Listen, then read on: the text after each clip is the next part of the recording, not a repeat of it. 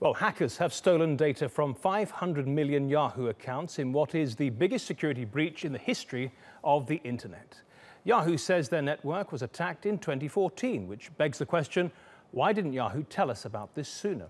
And why did it admit the breach only after journalists started to sniff around? Andre-Pierre du Plessis takes a look. Just months after selling its internet business for nearly $5 billion, Yahoo has revealed a cyber attack took place 3 years ago, affecting several hundred million users. Their names, email addresses, telephone numbers and passwords were stolen and sold on the dark web at nearly $2,000 per user.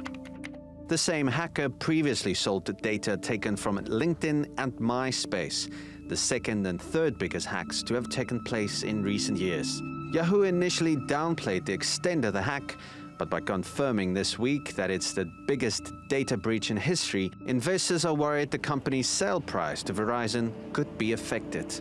If you're Verizon and you're trying to turn around these brands, the first thing you want is not to tell everyone how you're really sorry that you lost their password and possibly had some hacking episodes. So that's not the way you want to launch a brand turnaround. So if I'm Verizon, this makes my climb a little harder and my backpack a little heavier for what looked like a tough trip, but I don't think it changes anything existentially for the companies.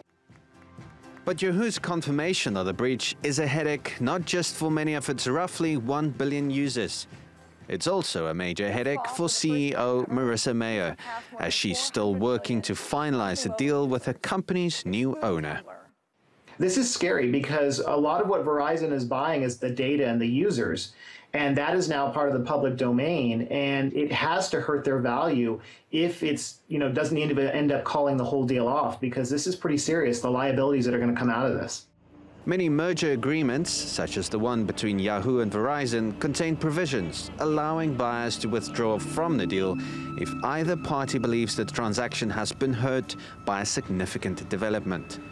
Yahoo effectively promised that no security breach took place or will occur by the time the deal closes in 2017. Verizon could now potentially renegotiate a deal that has already dragged on for months.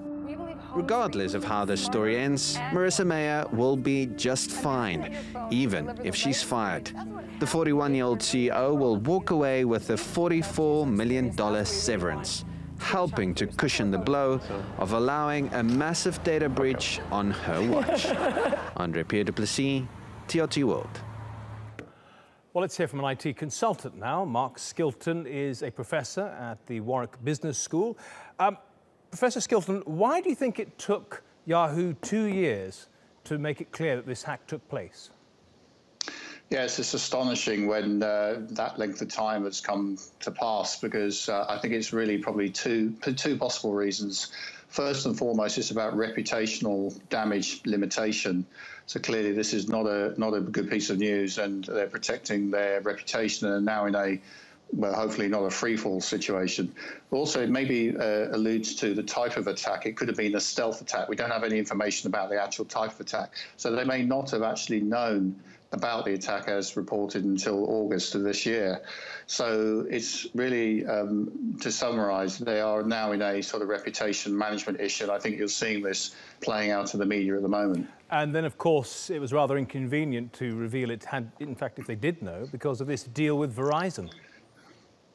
Well, yes. I mean, I think another part to add to this is if you look at other significant attacks, and I'm just pulling this out just purely by example, in the UK, TalkTalk that lost just 159 or 53,000 emails. I think they were, under UK law, they were fined £1,000 or call it €1,000 for every breach. So they were fined up to about £35 million, or call it 40 million euros or $50 million. Wow.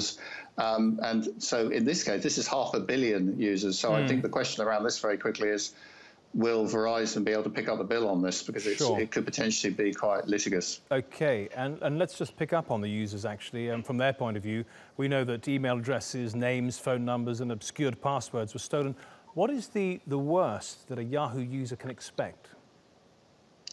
Well, they could have lost, it's about personal identity, that identity, although it wasn't their bank account details, it gives you login details effectively to those, potentially those credit cards or bank accounts. and you can have masquerades and other things that could have happened. So the question is around, have people lost money because of this indirectly? Can you prove it? Yahoo have reported in the press today that they will notify accounts that have been hacked, and they have blocked or switched off all accounts that have been attacked. But that doesn't really give any solace to people who have their details out there in the World Wide Web. What's gone on? Where have they been used? Yes, and so privacy and all that. And if a Yahoo client is using the same password on their bank accounts, does that make their bank accounts somewhat vulnerable, and what should they do? Well, change the password, obviously. Use two-factor authentication or bio thumbprints or whatever you can use on your particular service provider. We trust our data to these companies. We're in a world of the digital economy, the connected Internet of Things, if you will, the single digital market in Europe, so on and so forth.